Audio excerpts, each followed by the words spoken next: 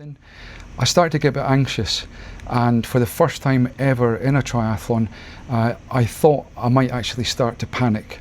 I'm on automatic pilot, everything's a blur and I'm not composed. My breathing is rapid, definitely faster than usual. Maybe I could salvage this race by having a really good run. Is that possible? Hi everyone, and welcome to episode 2 of my race week series from Ironman 70.3 Oceanside. In this episode, I'd like to go through what was one of the most horrendous experiences of my triathlon career to date. I'd like to share that with you so that perhaps there's something that you might benefit from, as well as it being a cathartic moment for myself. So on race morning, with a start time of about 7 a.m. for me, I was up at 4 a.m. and I had a really nice shower. I think it's really beneficial to have a shower and freshen up on race day. While I was getting ready, I applied sunscreen, and I'd recommend going for a really good quality brand, something that's going to last you for the whole day if possible. And then with regards to what I was going to wear, it was very cold. It was 8 degrees Celsius, so about 46 degrees Fahrenheit. And so I was sure to bring warm clothes with me. I had thermals underneath my trousers, I had a couple of base layers, a hoodie, a padded jacket. I did a really good job of helping make sure that I was going to stay warm walking to the transition area and while I was in the transition area before the race start. I find that it's good to get to the transition area, in plenty of time, especially to get to your bike and make sure that nothing's gone wrong overnight. So check that the tyre pressures are still okay. I put my shoes on the bike, clip them in, use elastic bands so I'm ready for a flying mount. You want to make sure you're in quite a low gear for doing the flying mount, so check that. Put my Garmin on the bike and power that on. I have it set so that it will actually start automatically when I get to a certain speed on the bike. The other thing is, of course, to put your nutrition onto the bike ready for the race. Is in Oceanside 70.3. It's more like a traditional sort of local triathlon where you kind of just lay everything next to your bike. So I had my helmet on the ground with my race belt and bib number inside, because this is one race where you need to wear your bib number on the bike. And next to that, I had my run shoes and socks for the half marathon, alongside my cap, sunglasses, and a little bit of nutrition for the run.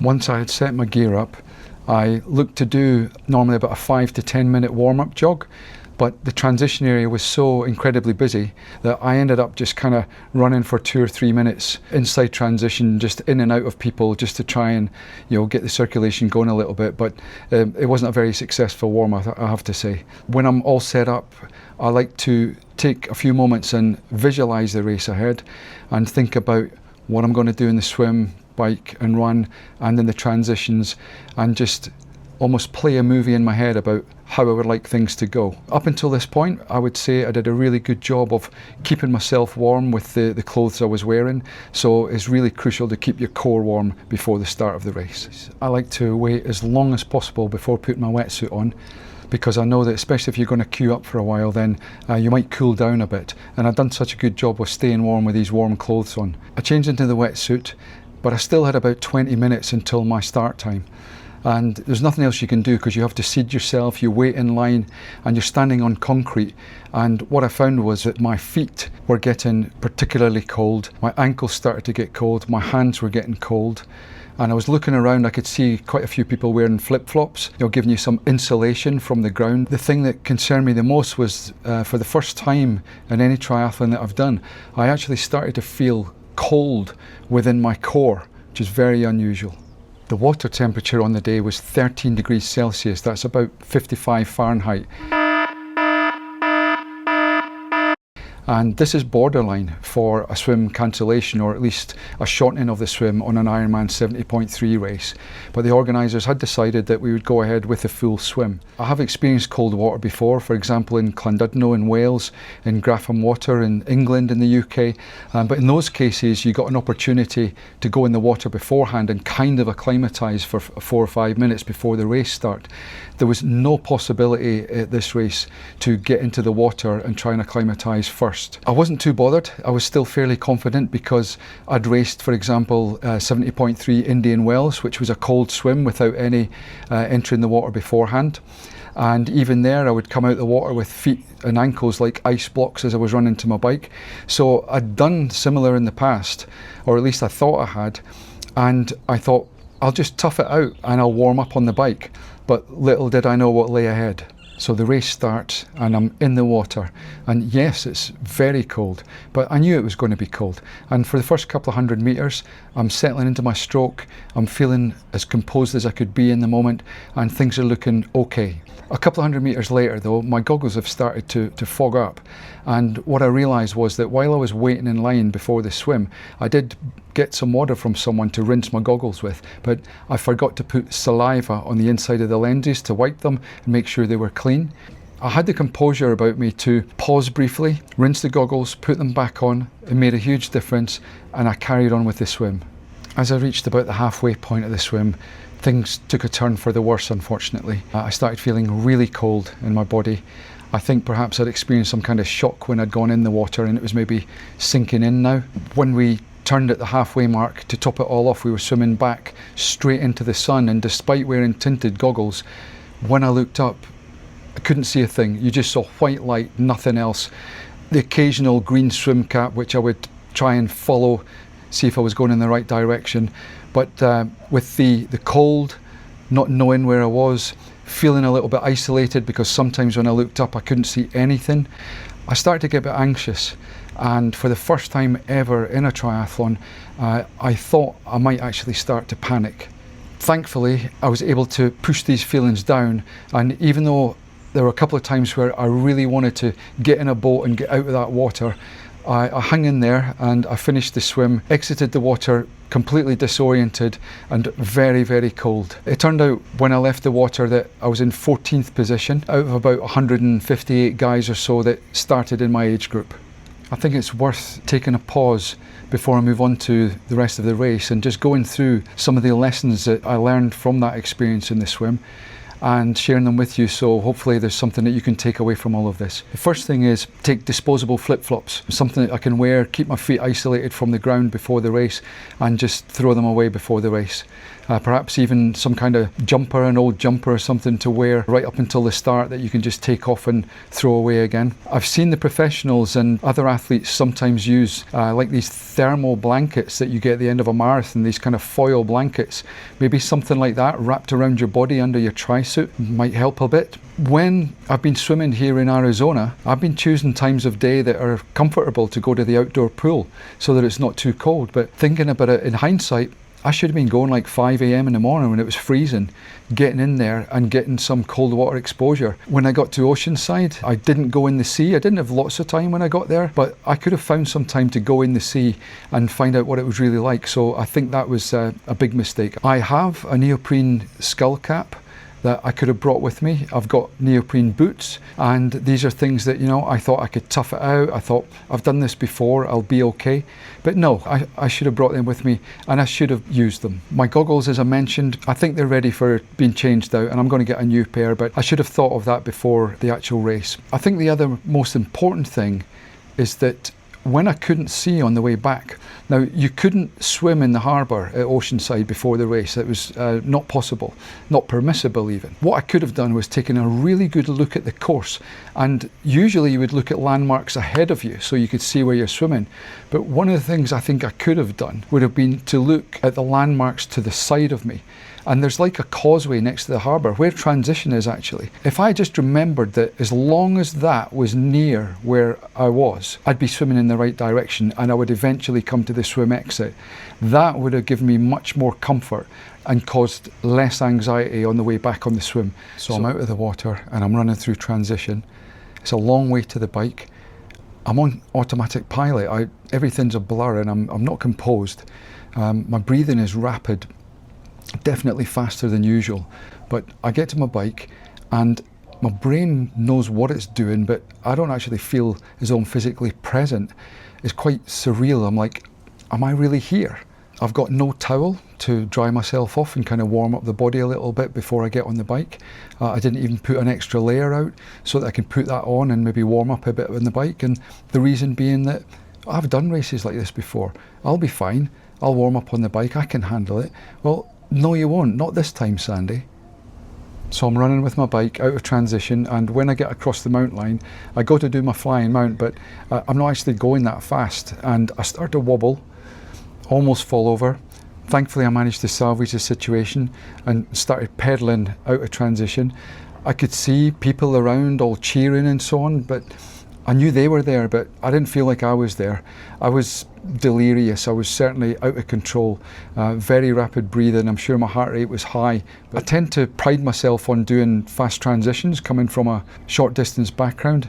It actually turned out that when I left transition, I'd managed to go up to 7th place. I think it's worth pausing just for a moment again to go through some of the things that perhaps I should have done in that first transition. The first thing would be that I think I should have had a towel there just to dry myself off and help me warm up just a little bit. And I should have had an extra layer to put on for the bike, maybe a long-sleeved cycling top or whatever to help me. The other thing is that I was going to run with socks on anyway, so why not put my socks on? A little bit of benefit there from a warmth perspective. I like to think about these things as, sacrificing the present for the sake of the future. If I'd done those things, then I probably would have been in much better shape when it came to later on in the race, as we'll see. The final thing would have been, in that moment, I should have realised that this isn't the same race anymore. This is a completely different race. Now is the time to start thinking about making adjustments. What was your planned power? What power should you be working on now? What was your planned pace for the run? Is there a new pace you should be thinking about running at? It would be stupid to try and implement the plan you had originally. Onto the bike segment now, and as I mentioned, I felt a bit delirious. I didn't really feel like I was inhabiting my body, and this is probably the most alarming part of the race, if I'm honest. Perhaps the most foolish part in hindsight, who knows. But I couldn't go down on my aero bars. Every time I went down, the bike would start wobbling. I would be losing control of the bike, and I'd have to sit back upright again, take a hold of the handlebars and compose myself and get the bike under control. I actually had to kind of pick cyclists that were ahead of me so I could follow them and make sure I was still on course. It was really weird. I must have spent most of the first hour, I would say, in the upright position. I just couldn't keep control when I went down on the aero bars, and I'm sure that cost me a fair bit of time, but I couldn't do anything else. I did wonder whether I was the only person experiencing this kind of thing, and when a few of us went around a U-turn at one point, I noticed one guy he's going very slowly, but he just kind of veered off the side of the road and kind of fell over. And I was thinking, maybe other people are experiencing similar feelings. What I did to focus as best I could was I was looking at my Garmin, and the only thing I could keep my mind on was my normalised power target that I was looking for. And I just kept looking at that number thinking, where am I? Am I around about this number? And I'd agreed a figure of about 185 to 190 watts for the bike leg. This was based on previous races where I knew I could run well off of a bike power like that. The thing was with Oceanside is the second half of the bike is where the hills come in, and I should be conserving some energy for those hills, but by about halfway on the bike I was already right at the top end of my power range, so I'd probably pushed a bit too hard on the front end of the bike. I mentioned earlier about it being a different race now, and I think it's worth just pausing again to think, well, why was it a different race? And the main reason in hindsight, when I think about it, when I've gone through it with my coach, is that my body was using up extra energy to try and warm itself up both during the swim and after the swim. So that expended energy meant that I'd used up some fuel that was meant to be in the tank for later on in the race. So without adjusting my plan, like my planned power on the bike and then my planned pace on the run, I wasn't going to have enough fuel to get to the end of the race as planned. This is where I should have been thinking, what adjustments should I be making? What's my new revised power for the bike? And what's my new revised run pace going to be when I get to the run? And that's something that I hope helps you. And it's certainly something that I'll be taking forward with me in future races. During the last 20 kilometres or so on the bike, my power dropped a little bit. And I'd like to say that that was deliberate, so that I would be saving myself for the run. And this was partially true, especially in the last few kilometres. But truth be told, my legs had started to tire, and I'm pretty sure that that was due to the extra energy that I'd expended in trying to warm my body up and keep myself going early on after that swim. Thankfully, I was coming round a little bit now mentally, so that was good. But I distributed my power not in the best way on this bike leg, as I said, and I should have been revising my power target earlier on to a slightly lower target. As far as speed was concerned, the road conditions were absolutely dreadful. I've never seen as many people have so many punctures in a triathlon ever, I don't think. And also the way the course was laid out, lots of little nooks and crannies which made it difficult to navigate and get up speed at some points. Anyway, I finished the bike in 19th in my age group. The best part of the whole race was my flying dismount when I came to the end of the bike leg. It was really slick, you should have seen it. People cheering, applauding, they loved it. It was amazing. Anyway, I got to my racking position and I racked the bike, took my helmet off, put my socks and shoes on. Things were going really well. I got up, I started walking away with my cap and my sunglasses, sort of sorting out those, and I walked into one of the pieces of the transition rack. Like a metal pole stabbed me right in the chest. I'm not joking, I've still got the bruise from it. I kept going and I was going to put my nutrition in my race belt. I've got a little pouch there, and I realised that my race belt had been upside down for the whole of the bike leg. I mean, you couldn't write this. So anyway, the only thing I could do was take the belt off, put it back on again so I could get the nutrition in the pouch and start running. And as I left transition, I was thinking, maybe I could salvage this race by having a really good run. Is that possible? Well, no, of course it's not possible, because the energy I've expended early on in the race, trying to keep myself alive and not changing my power targets, my pace targets, no, it's not possible. I would imagine when most of us start the run leg of a triathlon that if you tune into your body and listen to what's going on, then you have a feeling of how you're going to run. And this takes account of the fact that it takes a little while for you to come round and find your legs and get going and so on. But even at this point, I still didn't adjust my pace target, and that's something that I'm going to have to really think about moving forward. I'd set my sights with my coach on a sub 1 hour 40 half marathon, so we were aiming for about 4 minutes 40 per kilometre for the first half, and then we'd see how it feels, see if I could pick it up, see if I had to back off or whatever. That's what I went for, and after the first half of the half marathon, I was sitting at around about 4:42 per kilometre, so really pleased that I'd managed to keep that going.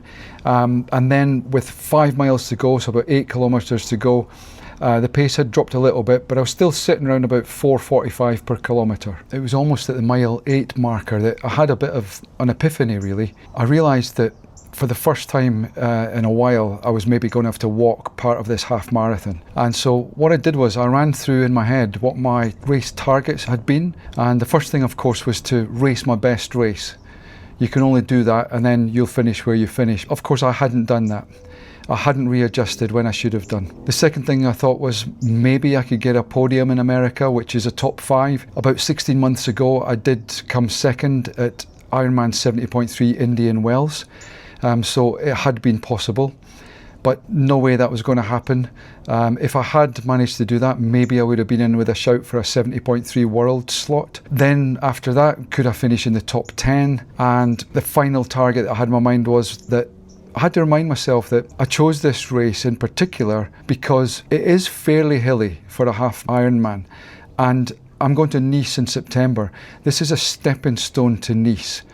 I've got Pontevedra in June, which is halfway between a half Ironman and a full Ironman with more hills than what I've just done in Oceanside. So this Oceanside race was part of a plan for Nice, and I had to remind myself about that. So having considered my race targets and where I currently was at, I knew my race was done. I thought I was probably sitting around about 30th or something by this point in my age group. But I had a choice. I could either try and dig deep and get to the finish as fast as I possibly could. But to be honest, I was a little bit concerned still about my health and what I'd gone through in the earlier part of the race. And considering what the race meant at that moment, I decided that it was better to pull the plug, forgive myself, give myself permission to accept that the race is done and enjoy those last few miles by walking whenever you want, jog whenever you want. You know, of course you somehow manage a blooming sprint finish in almost every race, don't you? But yeah, I hauled my way to the end of the line and soaked up that experience and thought about things that were more important than triathlon, you know. special people in your life and special experiences that you enjoy doing, out with the training and so on. When I cross the finish line in, say, a half Ironman or the one Ironman that I did, I have this tradition of kind of putting my arms in the air, thank goodness it's over, I made it, and it's usually because I've had quite a good day. But I decided that on this day I would just run straight through the finish, no celebrations or what have you. And even afterwards, when there was the official photographer taking your picture at the end of the race, I thought twice. I thought, I don't want this photo. And then I thought, no, Sandy, go and get this photo. You don't have to smile. You can put on a face that reflects how the day went, and that's what I did. And I feel that's important because these are the days that you've got to remember for races in the future. So anyway, I made it to the end and thought, now I can put this race behind me. But I couldn't. The nightmare still wasn't over. Well, when I got back to the hotel, I thought, I'll check the results and let's just see what's been going on. And when I did, the dust hadn't settled yet. The race was still going on, but I was showing in 18th position out of 158 in my age group. About half an hour later, I thought, I'll have another look, see what's going on now, and my name wasn't there anymore. And I immediately knew what had happened. The bike course in Oceanside is quite unique in that it takes place on a military base, so you can't ride the course in advance. You can't even drive it. And a few years ago there was a fatality on the course, and so the military have decided that on part of a descent where that happened, you're not allowed to go above 25 miles an hour, and so there's a speed control zone. And so what I did in advance was I programmed a screen on my Garmin, and when I was entering that speed control zone, I saw a sign saying speed control zone. I clicked the lap button on my Garmin, slowed down, and I noticed a few people were still passing me, and I thought maybe they'll get disqualified. Then I went over a timing strip and I thought, okay, I'm now out of the speed control zone, I can crack on. But it was at that moment that I realised that other people around me had started slowing down. And what I didn't realise was that the first sign that I'd seen wasn't the zone itself, it was a warning that the zone was coming up. So I was actually going too fast within the zone now. When I realised it was too late, I slowed down, and when I passed the speedometer it was kind of going 26 mile an hour, 25 mile an hour. I didn't know for sure if I'd been disqualified, so I can safely say it never impacted my race at all. But true enough, when I saw that my name wasn't on the finish results anymore, I realised that I had been disqualified. The zone itself takes about a minute to get through, and the organisers have it set up so that they'll time you on that part of the course, and if you are faster than a certain time, then you'll get disqualified and there's no appeal or whatever. So that's what happened, and in a way, given where I finished and how I felt about the race, being disqualified has actually helped me put the race behind me much easier than I think it may have done. It kind of makes me think, well, there's no point in thinking about it at all now. So that's okay. To conclude then, what can I take away from this race? Well, given the scary experience on the swim and the first part of the bike, and because of the energy that I expended trying to keep warm, meaning that I couldn't stick to my original plan and I distributed my effort not very wisely from then on, I still would have finished in the top 15% of my age group had I not got the disqualification. And that was on a rather hilly course where the bike is my least dominant discipline, so top 15%, I'm pleased with that. That's a real positive. The key lessons learned, we've got to listen to our body. If something goes awry during the race like it did on that day, then you've got to be prepared to make adjustments in the moment. Implement a plan B, something that's more realistic. And when things get tough, ask yourself the question, why are you doing this particular race? And that'll help you decide whether you need to dig deep and force yourself to the finish line regardless of the consequences, or whether this is a day that you can forgive yourself and accept that it's not going to be your day and it doesn't really matter what the outcome is. Most importantly, keep life in perspective and realise where triathlon sits in the scheme of things. Okay, so I'm going to make a completely separate video on my nutrition plan and execution based on my low carb lifestyle, so look out for that next. And from then it's onwards and upwards, and we're moving forward to Pontevedra, the World Triathlon Long Distance Championships on June the 29th. So that's what we'll be building up to next.